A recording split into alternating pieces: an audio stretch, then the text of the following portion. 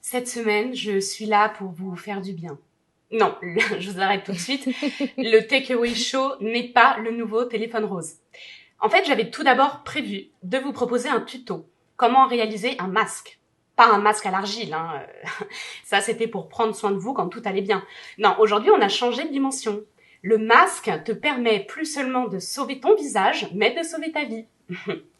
Et puis, finalement, je me suis dit qu'un tuto, c'était pas très adapté à un podcast audio. Du coup, pour vous faire du bien, je vais vous parler d'alcool. L'alcool avec modération?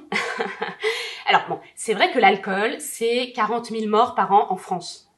À côté, le Covid-19, c'est de la blague. Du coup, tu as des pays comme le Groenland ou l'Afrique du Sud qui interdisent la vente d'alcool. Oui, les hommes violents bourrés frapperaient plus leurs femmes. Bon, en même temps, les hommes violents trop stressés par le manque d'alcool frappent aussi leurs femmes. Toutes les excuses sont bonnes pour taper sur Bobonne. Donc, l'alcool, dangereux pour la santé physique, oui, mais essentiel pour la santé mentale. Non, parce que depuis qu'on est confiné, c'est happy hour H24. Et puis tous les soirs, c'est vendredi. Les after-work ont laissé place au no-work. Du coup, la seule activité sociale qui nous reste, c'est le WhatsAppéro. Dernier rempart contre l'alcoolisme solitaire. Là, on est solidaire. On continue à boire en collectivité confinée. D'ailleurs, c'est drôle. Le seul rendez-vous qu'il nous reste avec le monde extérieur, c'est les apéros.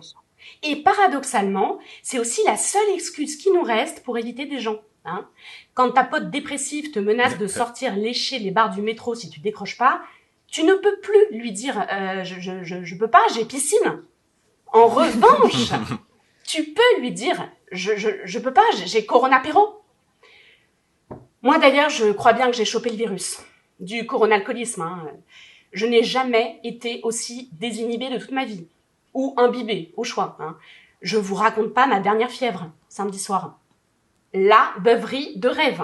J'avais privatisé le bar avec que des gens cool que je connaissais. Aucun risque d'ingérer du GHB parce que t'as refusé de filer ton numéro à un inconnu. En plus, ça coûte beaucoup moins cher de consommer chez soi et personne n'est Sam puisqu'on joue à domicile. Sophie, un dernier pour la route? Allez, jusqu'à ma chambre. Bilan, plus d'accidents de la route. Et, record personnel, je n'ai pas vomi dans un taxi depuis plus d'1 mois.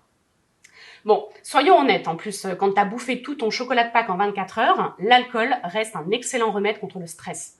En plus, ça permet de soutenir l'activité économique du pays, ce que la Pologne a très bien compris. Son marché noir participe à l'effort de guerre. La vodka de contrebande est utilisée comme désinfectant. Alors les chiffres, 10% de guérison à l'heure où je vous parle.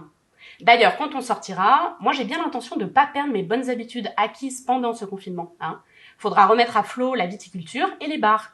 Et au pire, si je fais un coma éthylique, eh bien je permettrai aux hôpitaux de continuer à bosser après le passage de la vague Corona. Bon, pour ceux qui nous suivent, vous vous souvenez que Thibault, la semaine dernière, citait Flaubert, rire pour ne pas pleurer. Patrick Chirac dirait pastis confiné, pastis quand même. Moi, je vous conseillerais simplement de boire pour oublier. Car comme Apollinaire, mon verre s'est brisé comme un éclat de rire. Et comme chaque semaine, le Takeaway Show est à consommer sans modération.